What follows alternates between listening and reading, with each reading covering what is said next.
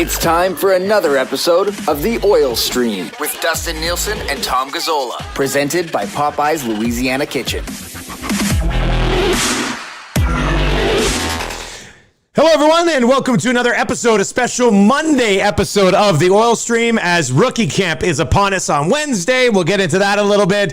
We're going to continue our rankings of importance, and hey, the captain's skate. Everybody's on the ice. We'll get into that as well. It's Nielson and Gazzola. It's brought to you by our friends at Popeyes Louisiana Kitchen. Try the chicken sandwich. Try the new nuggets. I guess not new anymore. They've been out for over a month, but it's at all of their locations. You can also get it on DoorDash, Skip the Dishes, Uber Eats, 12 locations, 7 of them smack dab right here in Edmonton. Popeyes Louisiana Kitchen. Tommy, what's up, buddy? It's just great to be back at the rink. Not everyone was out there. We'll get to that. And I'll tell you what, Dusty, everyone's in mid-season form media-wise. It was good. It was just great to see everybody on the Loge level hanging out like old times. I'm sure it was peaceful down there today, so that's terrific. Tell me, are you growing a goatee? What's going on here? I don't know. I need to shave. I just didn't shave over the weekend. I think Gazzola's trying to grow a goatee. No. Okay. No. I went to the game and I was like, I had some drinks on Thursday night. I had some drinks on Friday night. I had some drinks at the game. Woke up today, I'm like, I got to be at the rink. And I was like, we have to wear masks. So, screw it. I'm not going to shave. Good point. Good point. Yeah. Nobody knows. Yeah. Nobody knows. Right? You should have a mask with the clean-shaven lower half of your face on it. So you can just put it on. And then when you take it off, you've got a goatee. It would be incredible. I think that would be awesome. Yeah, I like it. That's not a bad idea. All right. Well, a couple of things to get to. You mentioned you're at the rink today. Captain skate. Not everybody out there, but pretty good group of guys. And I think I saw you tweet that Fogel scored a goal.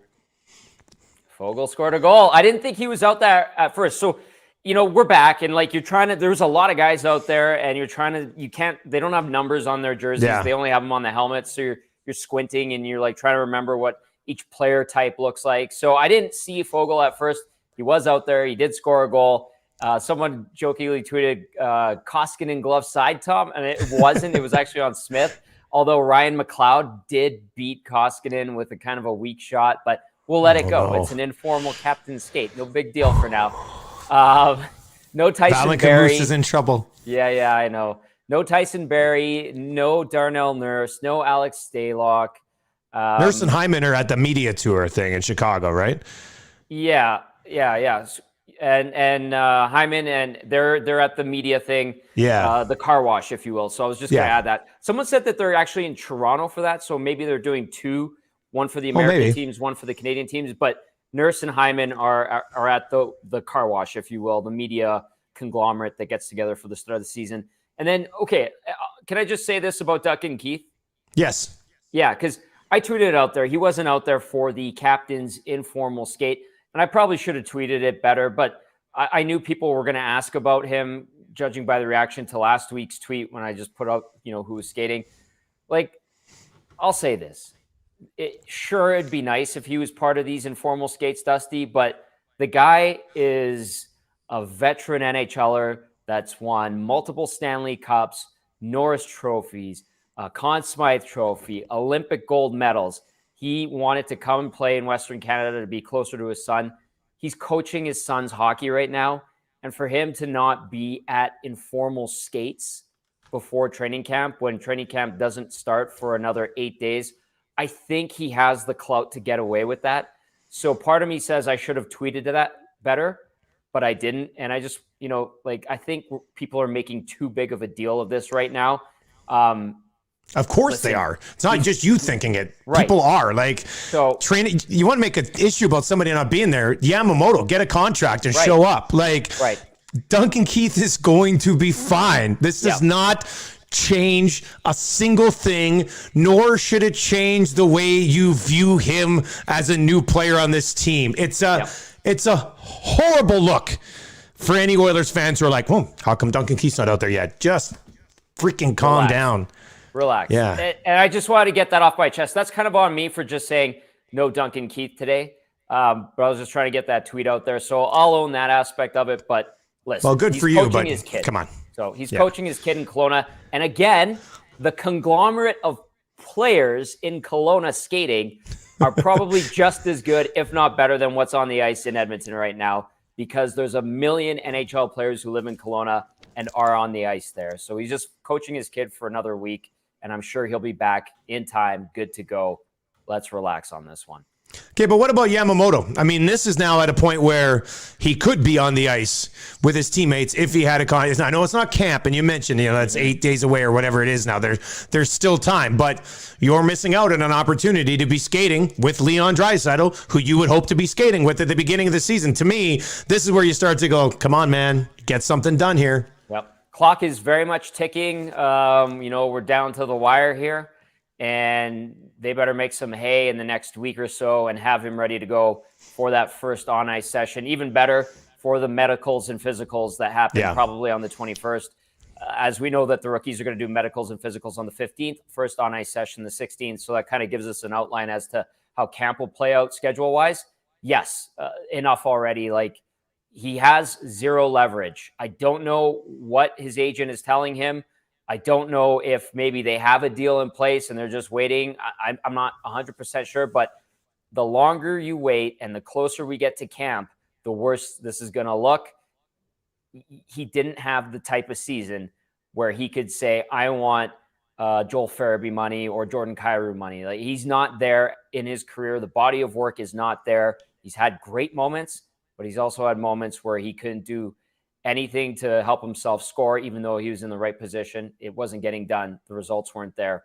Sign your deal at 1.5, whatever. You get 1.7 if you sign a 2-year deal. Get it done because you need to play. Otherwise, you're just hurting yourself. Yeah, you don't want to, there's no reason to do anything unnecessary here to hurt your chances of having a good start for a season when you know there's a good spot there for you. And this is a team that has pretty high expectations this year. You want to be a part of that from the start. So hopefully they get something done in the next week. That's all they've got now. They've got a week to get that done. Rookie camp, you mentioned they'll go in for their measurables there on Wednesday, hit the ice on Thursday. And we'll get to a little bit more of a preview on Wednesday. But Tommy, is there one guy that you're really excited to get a look at? Well, I mean, Holloway would have been great to see. He was watching from the stands today. Just a little update there. That's someone I was going to keep an eye on. Obviously, Bourgault will be one of the ones to, because we never got to really watch any of these guys. The ones that are coming out of this recent draft, like, who are they? We never saw any national games being played on any of the broadcasters. We don't have a clear indicator. So plus, considering the type of stir that pick created, just to have an idea and to know and understand what the Oilers valued and went for at this past draft, that's the one I'm curious to watch and see. So Bourgault, that's the one.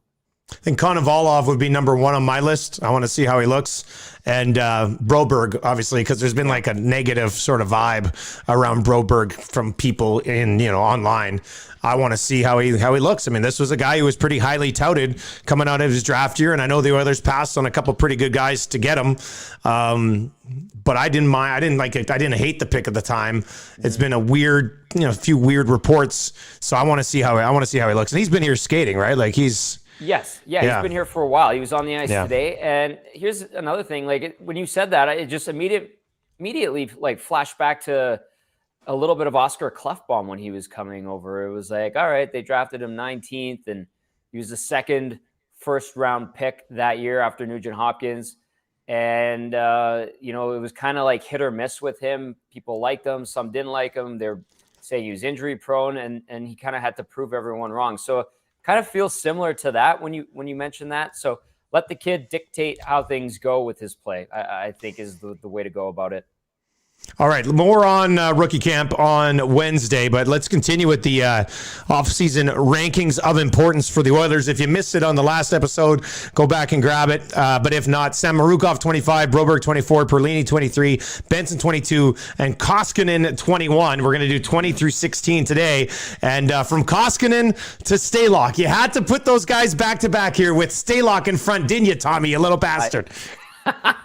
Yes, I nailed it. I mean, listen, they're right beside each other. I suppose they could have been interchangeable, but because we're going off the list that you let me put together. Yeah, which I liked. I like it.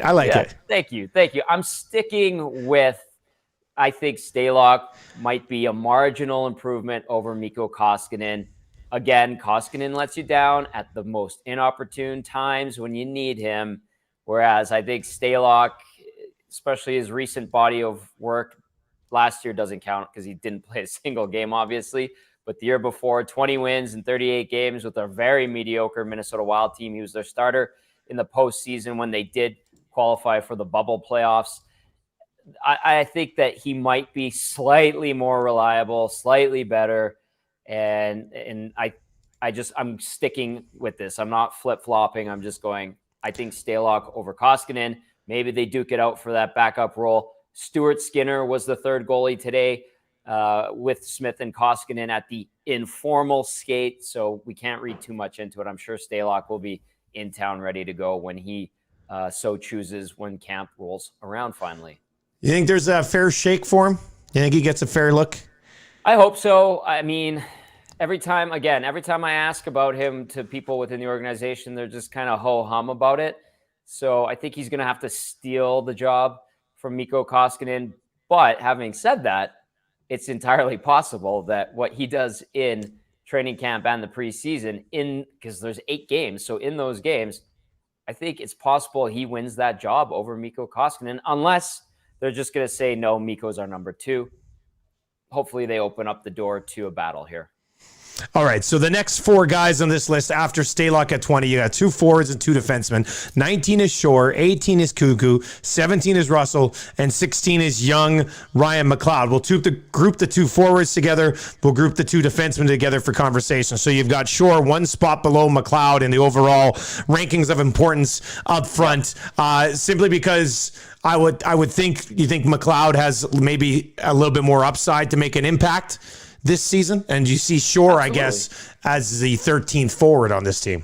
Absolutely. Like, we know what Shore is. I think it's pretty evident. He won the job last year. He got that 2-year extension, much to the chagrin of some Oilers fans. And he's not an expensive player. He's a veteran player, and we'll see how it all plays out. But yeah, I mean, part of me also put McLeod down there too, to kind of say, give this guy some time and space to grow and develop, get acclimated full-time as an NHLer, because 1 point in, a dozen games or just over a dozen games in the NHL wasn't showing any ability to finish anything, was setting up a few plays, carrying the puck through the neutral zone. So there's some pretty good glimpses there, but let's not throw the weight of the world on this guy who probably start further down the pecking order in the lineup, and let him get his feet wet at the NHL level. And when he starts to figure it out, I think the team will benefit from it. So that's kind of why I have Ryan McLeod further down the pecking order, and he could rise quickly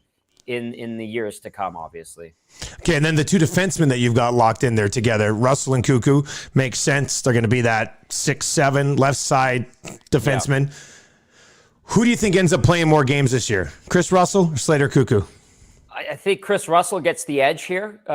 Slater Cuckoo had a great start for the Oilers last year in his debut. I think he had a good, 6-7 games, and then maybe his play tapered off a little bit. He was still somewhat decent, reliable. But yeah, he looked good early. He did look good early, but not as great as the season progressed.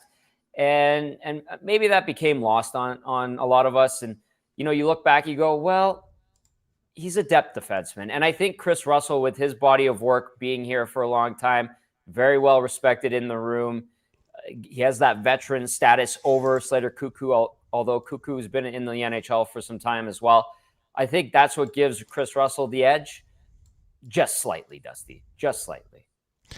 I'm looking ahead to the next 5 that we'll do on Wednesday, and there's a really good discussion on the right side to have here coming up just around the corner, which I'm pretty excited about. So on Wednesday's episode of the Oil Stream, we will dive into rookie camp, as they will be not on the ice just yet. They'll be on the ice Thursday, but we'll dive into another episode on Wednesday, setting up rookie camp a little bit more, and 5 more names on Tommy's rankings of importance for the upcoming season, which has been a pretty good list so far. Mr. Gazzola, I like it. Thank you, sir. I very much appreciate that.